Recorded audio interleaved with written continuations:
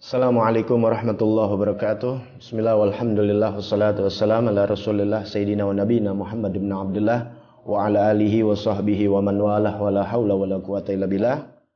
Saudara-saudara sekalian, Al-Fagir akan memberikan satu bacaan yang sangat ringan, mudah untuk diamalkan di dalam kitab Khulasah Syawarikul Anwar.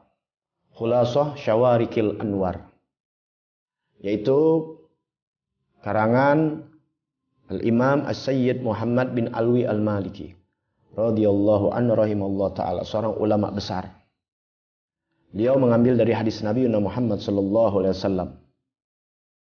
Siapa yang membaca man qalaha ba'dal maghrib salasan wa ba'da subhi salasan, siapa yang membaca setelah maghrib 3 kali, wa ba'da subhi, dan setelah subuh salasan 3 kali, waqahullahu min balaya arba', maka Allah akan pelihara dia, Allah akan jaga orang tersebut yang membiasakan membaca 3 kali di waktu maghrib dan di waktu subuh, atau di waktu subuh dan maghrib sebanyak 3 kali. Allah pelihara, Allah jaga dari 4 bahaya, 4 bala, 4 penyakit. Yang pertama minal junun, dari kegilaan, dari gila.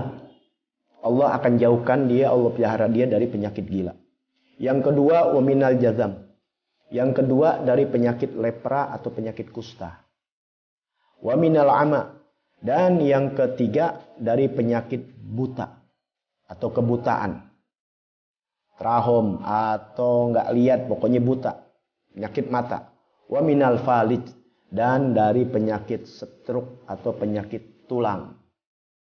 Apa yang dibaca? Yaitu membaca tasbih kepada Allah Subhanahu wa ta'ala di waktu maghrib dan di waktu subuh sebanyak 3 kali. Bacaannya yaitu subhanallah wa bihamdi, subhanallahil azim wa bihamdi, wala haula wala quwata illa billahil aliyyil azim. Subhanallah wa bihamdihi, subhanallahil azim wa bihamdi, wala haula wala quwata illa billahil aliyyil azim. Sebanyak 3 kali di waktu setelah sholat subuh dan sholat maghrib.